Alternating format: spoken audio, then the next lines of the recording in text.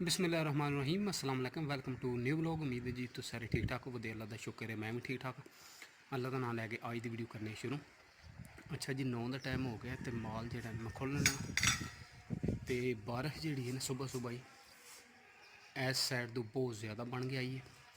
अगे तो 2-3 दिन बारिश जो बड़ी बन के आती रही बरकनियाँ ही लैनियां ही तो फिर जो बदल खरा हो जाता। अज उम्मीद बारिश जी है ना इस पास जी आई है अल्लाह के हुक्म नाल वसे दी। अच्छा जी अल्लाह का शुक्र है बारिश जी है चंगी छुट्टी ला गई।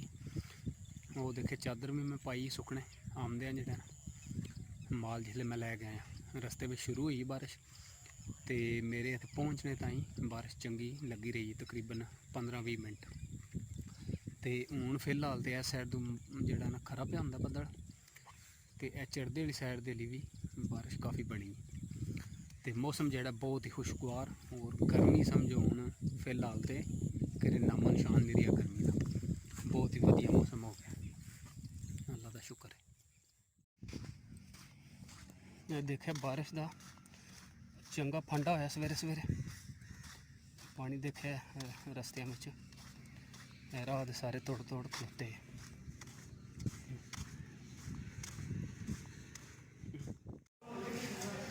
अच्छा जी अस्पताल में पहुँच आया तो फिलहाल तो जोड़ा बहुत रश है। देखे काफ़ी तादाद बंदे जो वेट पे करते हैं।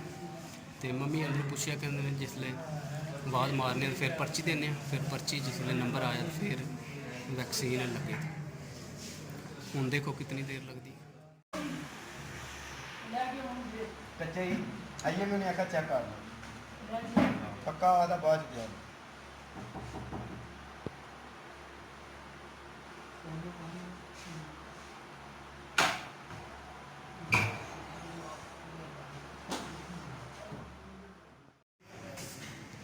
अलहमदुलिल्लाह जी दूसरी जी है ना वैक्सीन लवा ली। तो हली मैं इतने अस्पताल ही हाँ दौलता नगर वाला जो अस्पताल हूँ चलिया मैं बाहर निकलन लगा इतना। अच्छा जी रश बहुत ज़्यादा तकरीबन 1.5 घंटा जो लग गया इंतज़ार किया लवा ली।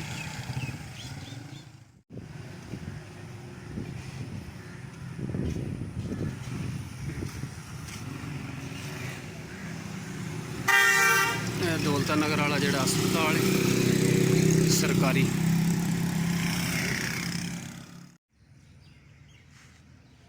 यह जी मीरपुर है। मीरपुर की माशाल्लाह बहुत ही खूबसूरत मस्जिद। अच्छा जी मीरपुर में पहुँच आया। यह जो रोड है इतों लाले मूसे वाल साढ़े वाल मुड़दा है उतों मैं जो मुड़िया तो पैदल ही पे जाना जो मोटरसाइकिल लभ जाते फिर बह जाने वरना तकरीबन इतों 20 मिनट लगते हैं उत्थे माल कोल जाते। इतना जो दूर नहीं है भी।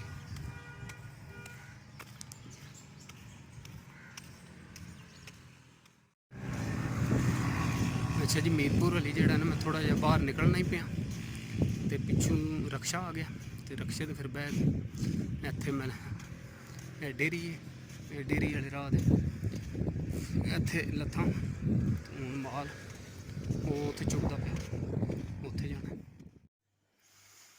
अच्छा जी माल लैके मैं घर पहुँच आया तो स्टिल हली ताई अल्लाह का शुक्र है टीका लवाने तो बाद कोई मसला नहीं होया भी होंदा ना कोई साइड इफैक्ट या कोई। 1 बजे दिहाड़ी जो टीका लवाया तो हूँ 5 का टाइम हो गया तो 4 घंटे गुजर गए टीका लवाए। तो कहते हैं टीका लवाने तो बाद पानी पीना चाहिए जिन्ना हो सके। तो पानी 2-3 बारी मैं उत्थे बाहर भी पीता तो हूँ घर आन के भी निंबू वाला पानी जोड़ा वो पीता।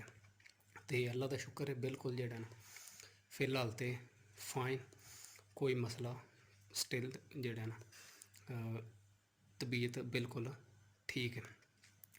कई बंद कस चढ़ जाती या कोई होर मसला होंदा है ना पर अल्लाह का शुक्र है पिछली बार भी जिसले लवाई ही वैक्सीन पहली कोई बिल्कुल होंदा ना साइड इफैक्ट या कोई मसला बनया हो बुखार वगैरह अल्लाह का शुक्र है कोई बिल्कुल भी मसला नहीं बनया।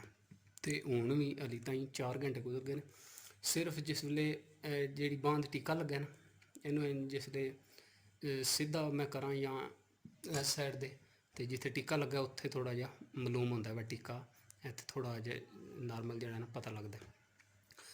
ਤੇ ਪਾਣੀ ਜਿਹੜਾ ਉਹ ਜ਼ਿਆਦਾ ਤੋਂ ਜ਼ਿਆਦਾ ਪੀਣਾ ਚਾਹੀਦਾ। ਬਾਹਰ ਵੀ ਮੈਂ ਪਾਣੀ ਪੀਂਦਾ ਰਿਹਾ, ਤੇ ਹੁਣ ਵੀ ਆਣਗੇ ਵੀ ਨਿੰਬੂਆਂ ਵਾਲਾ ਜਿਹੜਾ ਪਾਣੀ ਪੀਤਾ। ਤੇ ਉਮੀਦ ਹੈ ਕਿ ਤੁਹਾਨੂੰ ਇਹ ਅੱਜ ਦਾ ਵਲੌਗ ਪਸੰਦ ਆਵੇਗਾ। ਜੇ ਵੀਡੀਓ ਪਸੰਦ ਆਵੇ ਤਾਂ ਚੈਨਲ ਨੂੰ ਸਬਸਕ੍ਰਾਈਬ ਕਰ ਦਿਓ, ਔਰ ਨਾਲ ਜਿਹੜਾ ਬੈਲ ਆਈਕਨ ਦਾ ਬਟਨ ਹੈ ਉਹਨੂੰ ਪ੍ਰੈਸ ਕਰ ਦਿਓ, ਤਾਂ ਕਿ ਮੇਰੀ ਜਿਹੜੀ ਨੈਕਸਟ ਵੀਡੀਓ ਹੈ ਤੁਹਾਨੂੰ ਟਾਈਮ ਨਾਲ ਲੱਭ ਜਾਏ।